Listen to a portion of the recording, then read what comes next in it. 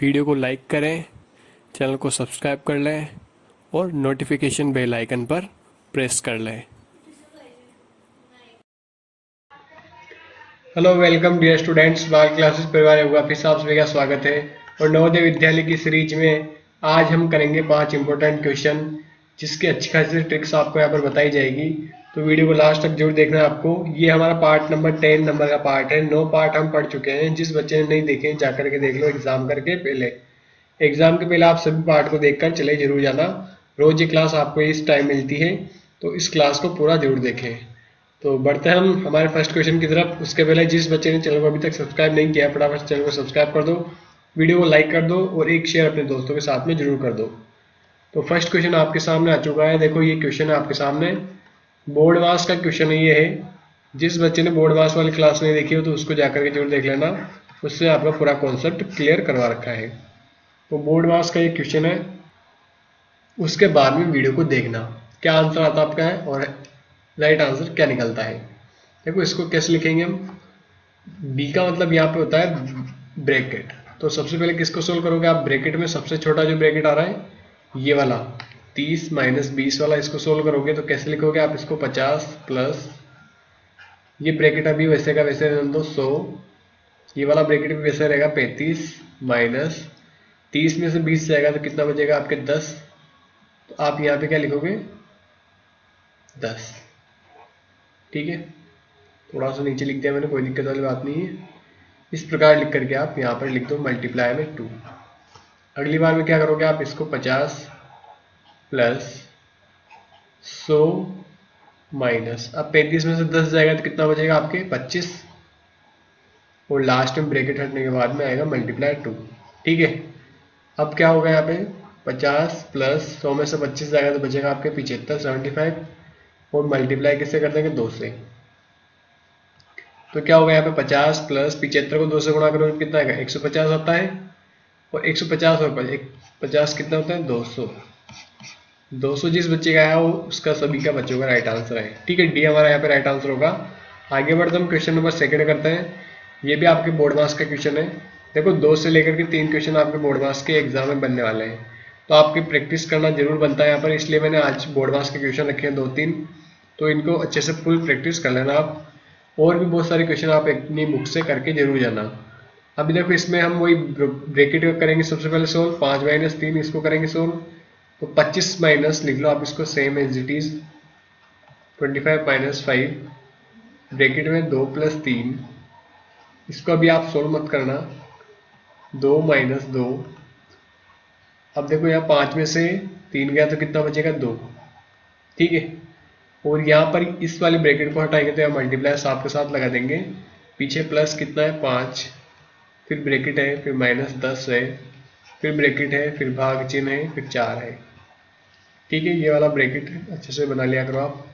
अब 25 में से फिर आपको 5 नहीं घटाना है, यहाँ पर 25 माइनस 5 रखना है केवल। 2 प्लस 3 को इसी प्रकार लिख दो जैसा लिखा हुआ है, क्योंकि ब्रैकेट के पास में वो मल्टीप्लाई में जाएगा। अब देखो 2 को 2 से गुणा करोगे तो कितना आएगा, यहाँ पर आएगा ऐसे 2 माइनस 4 प्लस 5। ठीक है, तो ये वाला ब्रैकेट आप वापस लगा लो यहाँ पर माइनस 10 डिवाइड चिन्ह 4। अब अगली बार में आएगा 25 माइनस 5, क्या होगा अगली बार में 2 प्लस 3 होगा। ठीक है, और यहाँ पर देखो एक साथ सोल्व करेंगे हम इसको, 2 है प्लस का और 5 किसका है प्लस का, तो प्लस प्लस की संख्या जुड़ जाएगी। 2 और 5 कितना होता है 4 7 होते हैं। 7 में से 4 को हम घटा देंगे क्योंकि ये माइनस की संख्या है। 7 में से 4 जाएगा तो कितना बचेगा 3, तो यहाँ पर गुणा लग जाएगा आपके 3 माइनस 10। ठीक है, क्योंकि यहाँ ब्रैकेट का चिन्ह था इसको हटा दिया तो हमने गुणा लगा दिया। अब भाग चिन्ह क्या बच गया आपके पास में 4। ठीक है, अगली बार में आएगा 25 माइनस 5। अब क्या करोगे आप, इस 3 को 3 से गुणा करोगे तो कैसे लिखोगे 2 प्लस 9 माइनस 10, फिर ये भाग चिन्ह 4 आ चुका है। नेक्स्ट टाइम क्या रहेगा 25 माइनस 5, 9 और 2 11 होते हैं, 11 में से 10 जाएंगे तो 1 बचेगा, यानी कि मल्टीप्लाई 1। अभी भाग चिन्ह है तो डिवाइड में हम ऐसे लिख देंगे इसको 4। अब इस तरफ मैं आपको बताता हूँ क्या करना होगा। 25 5 को 1 से गुणा करो तो क्या आएगा 5 आएगा, 25 माइनस 5/4 ये ऐसे हो जाएगा। 25 में से 5 आप नहीं भेज सकते तो इसके नीचे क्या लिखोगे 1। ठीक है, इस प्रकार लिख दो 1। तो अब आप इसके एक काम करो, इसको 5 में 4 का भाग दे लो, इसको इस प्रकार में रहने दो। 4 में 4 का भाग दे लो 5 में, तो कितने बार जाएगा 1.25 बार। 25 माइनस 1.25 कर लो, ये आसान रहेगा। 25 में से जब आप घटाओगे तो कैसे घटाओगे ध्यान से देख लेना। इस प्रकार मैं बताता हूँ, 25 में से घटेगा आपके 1.25। पॉइंट यहाँ पर भी लगा दो, पीछे लगा दो 2 जीरो इससे। देखो यार 10 में से 5 जाएगा 5, यहाँ रहेगा आपके 9, 9 में से 2 गया तो 7, और यहाँ कितना रहेगा 4 में से 1 गया तो 3 और 2, 23.75 23.75। ऑप्शन नंबर देखो सी हमारे यहाँ पे राइट आंसर हो जाएगा। ठीक है, तो इस प्रकार से आपको करना है। ये स्टेप ज़्यादा बड़ी नहीं है, अगर आपको आता है तो ये फटाफट से हो जाएगी। इससे क्या होता है आपके कॉन्सेप्ट मतलब जो भी है वो क्लियर हो जाएंगे और क्वेश्चन गलत नहीं होगा। आगे बढ़ते हम क्वेश्चन नंबर 3 करते हैं। ये भी अच्छा क्वेश्चन है। हरीश एक गाय को 2000 रुपये में खरीदता है और उसे 25% की हानि पर बेचता है, तो क्रय मूल्य एवं विक्रय मूल्य का अनुपात क्या हो। क्रय मूल्य और विक्रय मूल्य का अनुपात आपको बताना है। तो पहले तो आपको पता होना चाहिए खरीदता कितने रुपए में, 2000 रुपये में।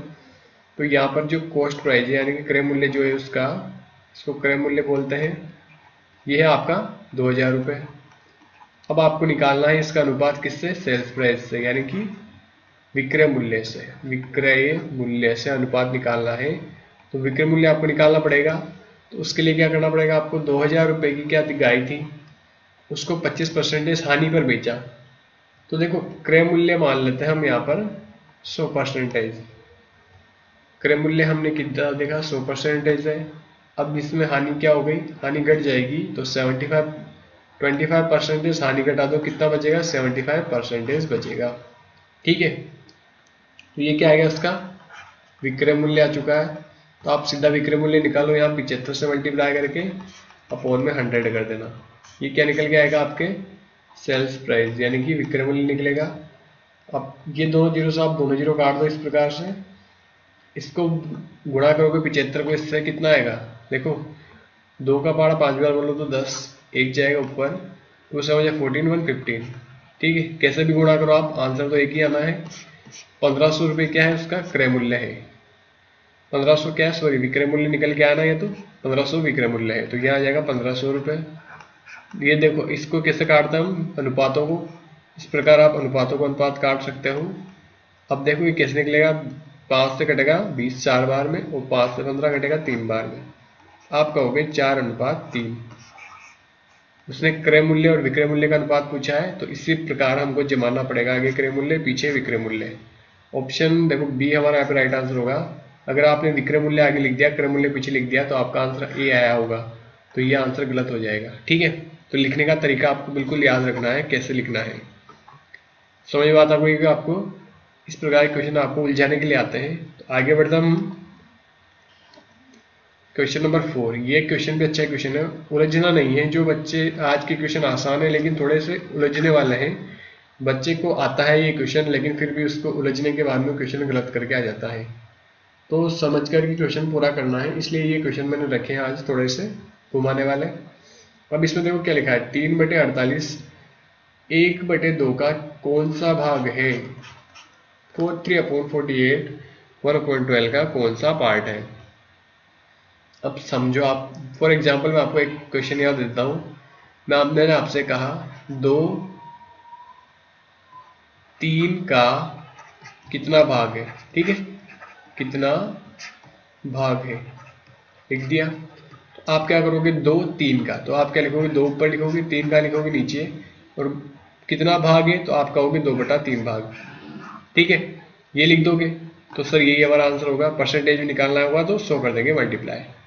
तो सेम प्रोसेस यहीं पे वो करनी है आपको। आगे वाली संख्या को तो आपको ऊपर लिखना है, इसमें बटा कर देना है 1/12 को, इस प्रकार आपको लिखना है। जब इसको आप इसको सोल्व करोगे, देखो मैं शॉर्ट ट्रिक आपको बता रहा हूँ, इसको एक्स वैक्स मान के करने की आवश्यकता नहीं है, समझना है बस। अब इसको आप करोगे तो क्या होता है, ये 48 आ जाएगा नीचे और 12 चला जाएगा ऊपर। कैसे होगा सर, 3 मल्टीप्लाई 12 हो जाएगा इस प्रकार से, और अपोन में लिखेंगे हम 48। ठीक है, और ये एक तो वैसा का वैसा रह जाएगा, तो लिख सकते हो आप इसको, चाहो तो लिखना चाहो तो।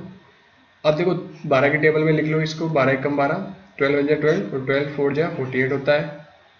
3/4 ऑप्शन नंबर मिला हो आप, ए बी या सी हमारा यहाँ पे राइट आंसर होगा। ठीक है, तो ये क्वेश्चन समझ में आ गया होगा आपको। इसमें केवल समझना था आपको, कॉन्सेप्ट अगर क्लियर है तो आप क्वेश्चन कर दोगे। ठीक है, आगे बढ़ते हम क्वेश्चन नंबर 5 करते हैं। ये भी अच्छा क्वेश्चन है अनुपात का।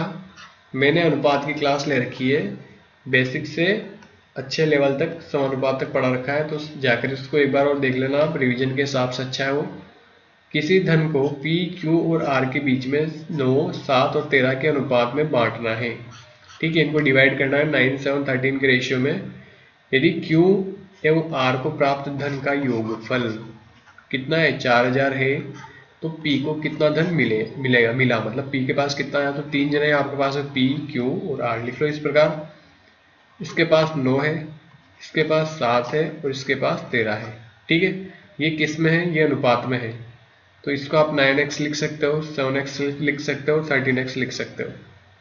अब उसने बोला है Q एवं R के प्राप्त धन का योगफल, Q और R, यानी कि ये जो दोनों है Q और R, इसको क्या कर दो, योगफल यानी कि जोड़ दो। Q का कितना है, 7 है, और R का कितना है, 13 है। इन दोनों को जोड़ने के बाद में हमको कितना मिलता है, इन दोनों को जोड़ने के बाद में मिलता है आपको 4000 रुपये। इस प्रकार लिख सकते हो आप। तो 13 और 7 कितने होते हैं, यहाँ पे 20x बराबर क्या लिख दोगे आप, 4000 रुपये होगा या नहीं। और x का मान कैसे निकलेगा, यहाँ पर 4000 बटे ये 20 कहाँ जाएगा, नीचे, इस प्रकार से। तो इस जीरो से ये जीरो आपकी कट जाएगी। 2 से 400 कितनी बार में कटेंगे, 200 बार में कटेंगे सर जी। अच्छा जी, चलो बहुत अच्छी बात है, आपने काट दिया। अब क्या होगा इसमें, उसने पूछा है P का धन, P के पास कितना है, 9x है, तो x की जगह हम क्या रखेंगे, 200 रुपये रख देंगे, तो कितना निकल के आएगा, 1800 रुपये। ये किसका धन है, ये है P का, मतलब D हमारा यहाँ पे राइट आंसर होगा। अगर वो P का नहीं पूछ करके सभी को पूछ ले, तो आपको क्या करना है, इन सबको जोड़ करके उससे मल्टीप्लाई कर देंगे 200 से। ठीक है, अगर मान लो वो सभी का पूछ ले कि सभी का कितना होगा, तो आपको क्या करना है, P plus Q plus R, यानी कि 9, 7 और 13, तो कितने होंगे, 13 और 7 होते हैं 20 और 9 29। 29 किससे मल्टीप्लाई कर दोगे आप, 200 से, कितना आएगा, 5800 रुपीज, 5800 रुपये क्या आ जाएगा, टोटल अमाउंट आ जाएगा सभी का मिला करके, और इसी को बांटा गया है इन तीनों में। अब इस प्रकार आप Q का भी निकाल सकते हो। देखो 7 को मल्टीप्लाई करो 200 से, तो कितना आएगा, 1400 रुपये। और R का भी निकाल सकते हो, 13 को किससे मल्टीप्लाई करके, 200 से, तो कितना निकल के आएगा, 2600 रुपये। किसी का भी निकाल लो, अगर आपको x की वैल्यू पता लग गई तो क्वेश्चन घुमा करके वो किसी का भी पूछ सकता है। ठीक है, यहाँ तो P का पूछा है, आपसे एग्जाम में किसी का भी पूछा जा सकता है। तो ये क्वेश्चन आपको समझ में आ गया होगा। नहीं, जिस बच्चे को नहीं आया, वीडियो को आप रिपीट कर लेना अच्छे से, और वीडियो को लाइक जरूर कर देना, शेयर कर देना अपने दोस्तों के साथ में, ताकि वो भी इस क्लास को अच्छे से देख सके। तो आज की क्लास हमारी यहीं तक थी। क्लास कैसी लगी आपको, नीचे कमेंट बॉक्स में करके जरूर बताएं, और हमारे साथ जुड़े रहिए अभी एग्ज़ाम तक, ताकि आपका पूरी अच्छे से प्रिपरेशन हो सके। और जिस बच्चे ने चैनल सब्सक्राइब नहीं किया, फटाफट से कर लो। मिलते हैं आपसे अगली वीडियो में, तब तक के लिए all the best for your exam. Thanks for watching.